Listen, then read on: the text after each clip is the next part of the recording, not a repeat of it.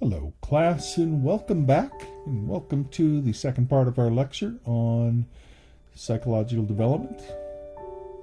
So we're going to be taking a look now at moral development, and moral development, I think, is a fascinating field of study that really attempts to understand how individuals acquire and develop their moral values, their beliefs, and their principles.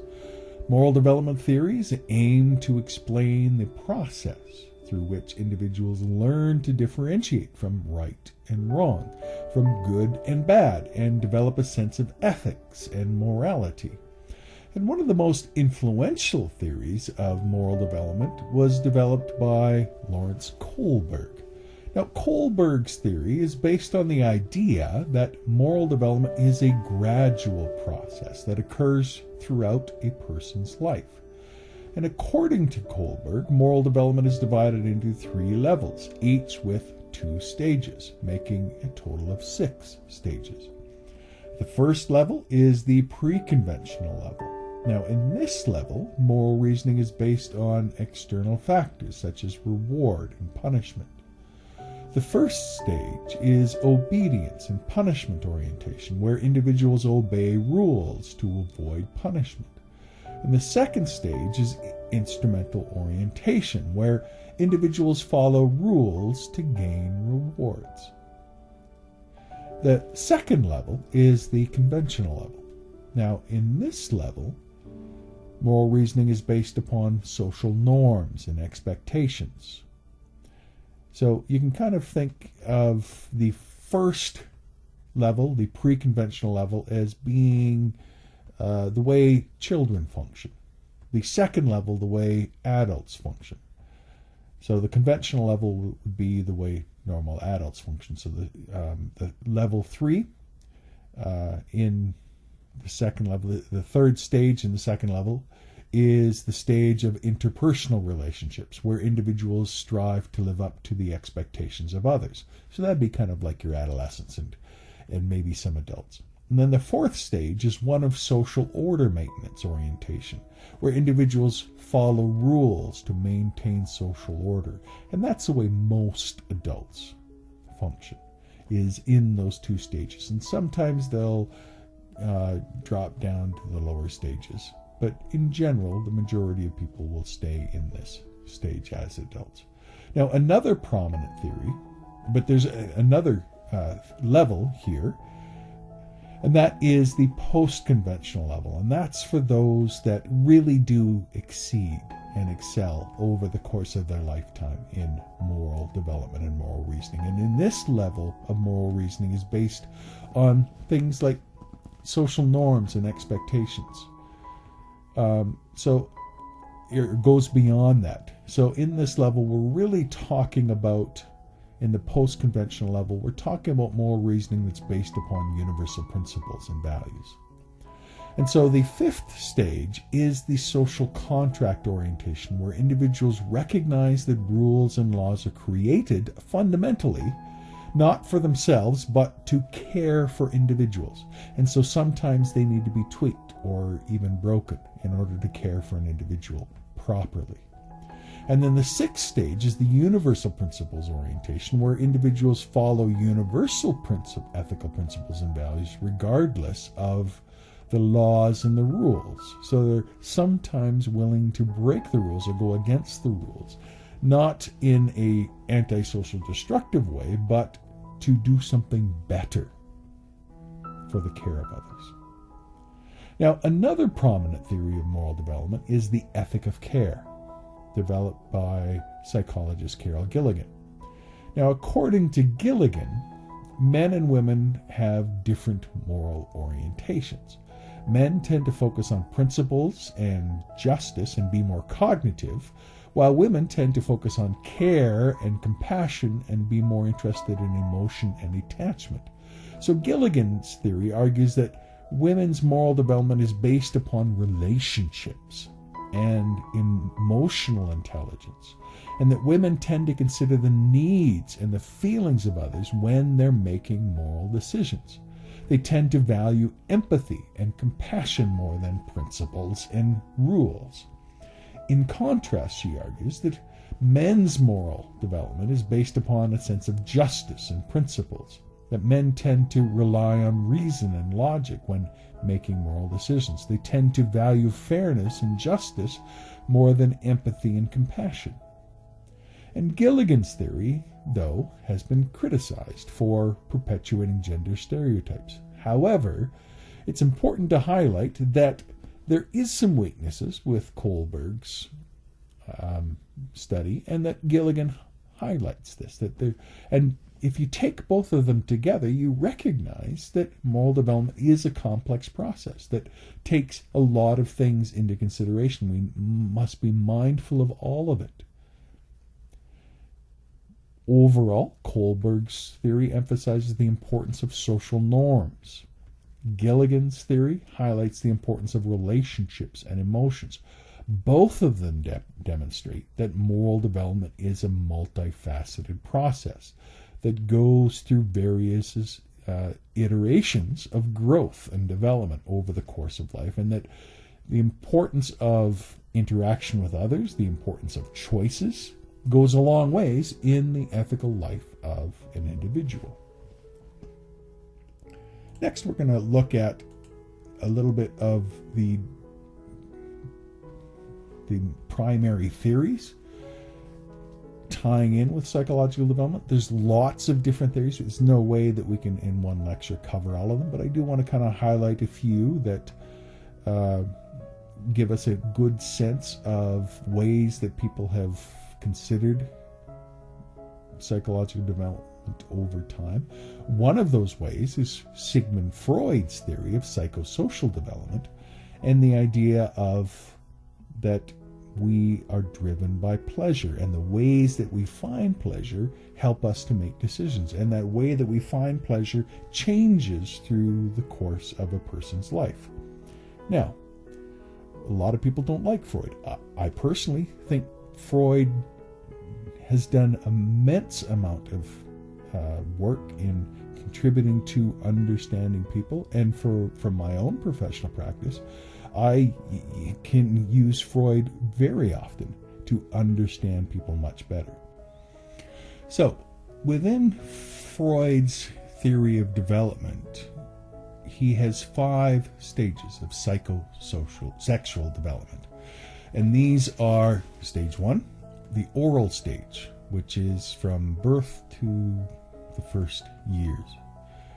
And the oral stage is the first stage of psychosocial development, and it lasts from birth to about a year of age. And during this stage, the primary source of pleasure for infants comes from their mouths. Infants explore their world by putting things into their mouth, by sucking an object. The main challenge during this stage is weaning the infant from breastfeeding or bottle feeding. Then comes the anal stage, from the first to the third years. And the anal stage is the second stage of psychosexual development, and it lasts from 1 to 3 years of age. During this stage, children begin to gain control over their bowel and bladder movements. And the primary source of pleasure for children in this stage is the ability to control their bodily functions. And the main challenge during this stage is toilet training. Then the phallic stage is the third stage of psychosexual development, and it lasts from ages 3 to 6. And during this stage, children become more aware of their gender and their genitals. And Freud believed that boys experience what is known as the Oedipus complex during the stage, in which they develop a sexual attraction to their mother and see their father as a rival. And girls, on the other hand, experience the Electra complex, where they develop a sexual attraction for their father and see their mother as a rival. Then we have the latency stage, and that's the fourth stage of psychosexual development, and it lasts from 6 to 12 years of age. And during this stage, children's sexual impulses are suppressed, and their focus is on developing social skills and intellectual abilities. And Freud believed that this stage is a time of psychological rest.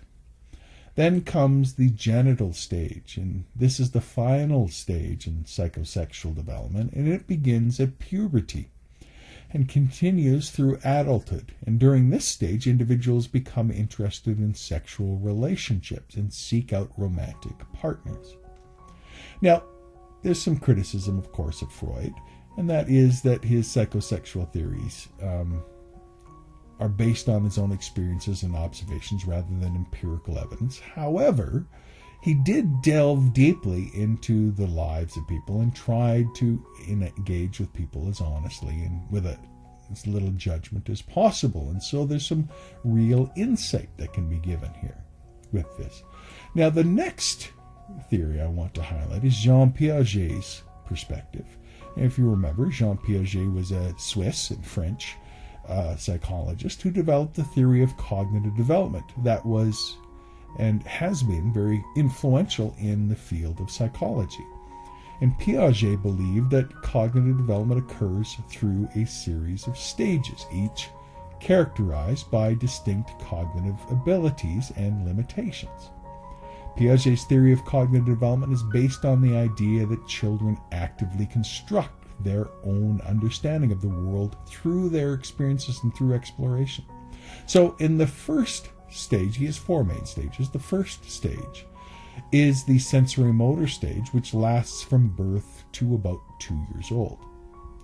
In this stage, infants learn about the world through their senses and actions. They begin to develop object permanence, which is the understanding that objects continue to exist even when they're out of sight. Before this stage, that's really not possible. Infants also learn to coordinate their senses and actions, which allows them to engage in purposeful behavior. The second stage is the pre-operational stage, which lasts from about 2 to 7 years of age. In this stage, children begin to use symbols and represent objects and ideas. They engage in pretend play and are able to think about things that are not immediately present.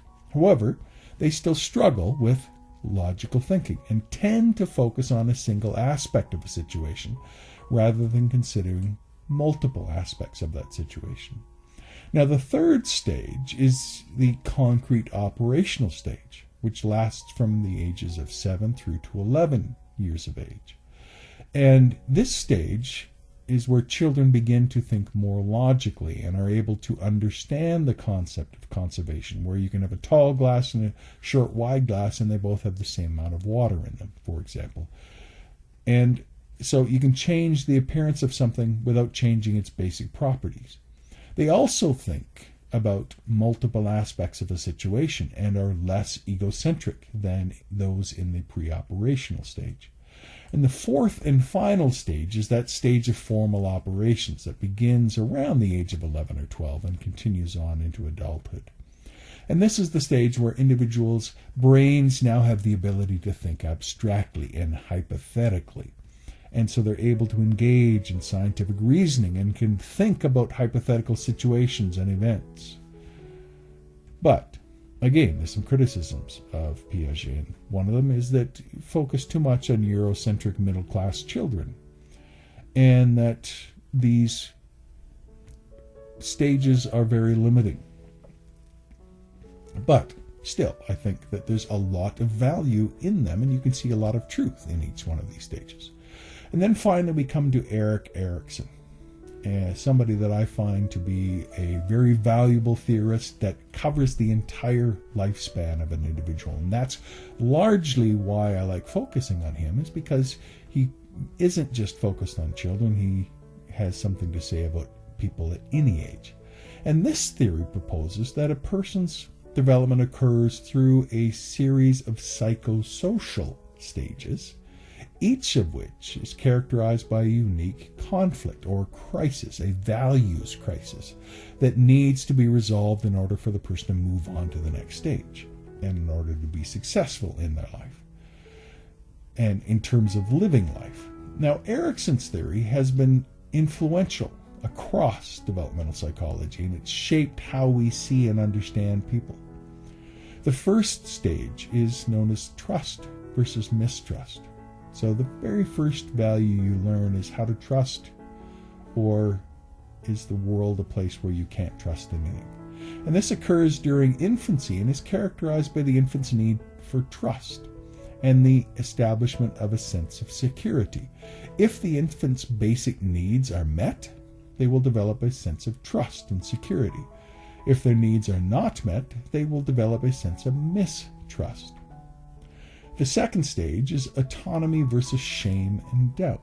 And this occurs during early childhood and is characterized by the child's need for independence and the establishment of a sense of self-control. If the child is allowed to make choices and develop a sense of control over their environment, they will develop a sense of autonomy. But if they are overly controlled or punished for their actions, they will develop a sense of shame and doubt. The third stage, initiative versus guilt, occurs during preschool and is characterized by the child's need to explore and take on new challenges. If the child is encouraged to explore and take risks, they will develop a sense of initiative. But if they are overly criticized or punished for their actions, they will develop a sense of guilt. The fourth stage is industry versus inferiority. And this occurs during middle childhood and is characterized by the child's need for competence. They want to be good at something and have a sense of industry. If a child is encouraged to develop their skills and to take on new challenges and are celebrated, they will develop a sense of industry. But if they are not given the opportunity to succeed or are overly criticized for their efforts, they will develop a sense of inferiority. Then there's the fifth stage, the identity versus role confusion. And this occurs during adolescence and is characterized by the individual's need to establish a sense of identity and a sense of self. If the individual is able to explore and develop a sense of identity, they will develop a sense of self-confidence, a sense of direction, a sense of who they are as a person. If they don't, they will be confused about where they fit in, what they stand for, and life will feel uncertain. The sixth stage is intimacy versus isolation, and this occurs in young adulthood and is characterized by the individual's need for intimacy and the establishment of close relationships with others.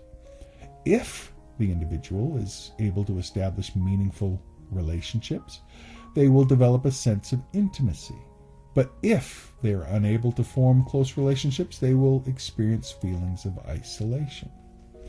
And finally, we come to generativity versus stagnation. And this is in middle adulthood and is characterized by an individual's need to contribute to society. This is where you earn the money and establish a sense of purpose in your life from doing something. And in this, the individual is able to make meaningful contributions to society. They develop a sense of generativity, of caring for others, of contributing to society, of earning money, of putting away a nest egg, of experiencing it. But if they don't, they get feelings of stagnation, of my life isn't going anywhere. And the final stage is one of integrity versus despair. And this occurs during late adulthood and is characterized by the individual's need to reflect on their life and come to terms with their mortality. If the individual is able to look back on their life with a sense of satisfaction and fulfillment, they will develop a sense of integrity. But if they feel that their life has been wasted, they will experience feelings of despair.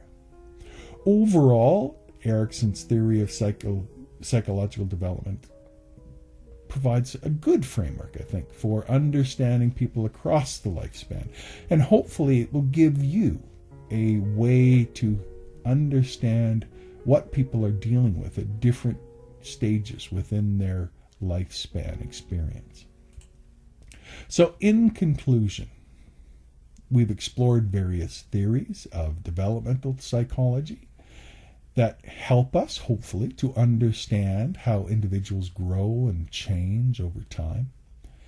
We started with discussing Freud's psychosexual stages and his theory of development, which highlights the importance of early experiences in shaping personality and behavior. We've discussed Piaget's cognitive development stages, which focus on how children learn and process information as they age and how they construct their own understanding of the world around them. We've also explored moral development theories of Kohlberg and Gilligan, how they propose that individuals go through stages of moral reasoning and that these stages are shaped by their environment, by experiences and interactions with others. And finally, we've discussed the psychological development theory of Erik Erikson, which identifies those 8 stages of psychosocial development and really emphasized the importance of resolving values crises and conflicts in each one of these stages in order to foster healthy development. So overall, I hope it's clear that each one of these theories brings some insight into our understanding of how each one of us develops as an individual, not only as children, but also as adults.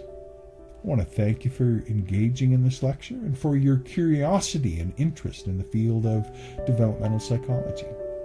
And I hope that you will continue to explore these ideas and apply them to your lives and apply them to your work. I hope you enjoyed this lecture. You take care. Goodbye.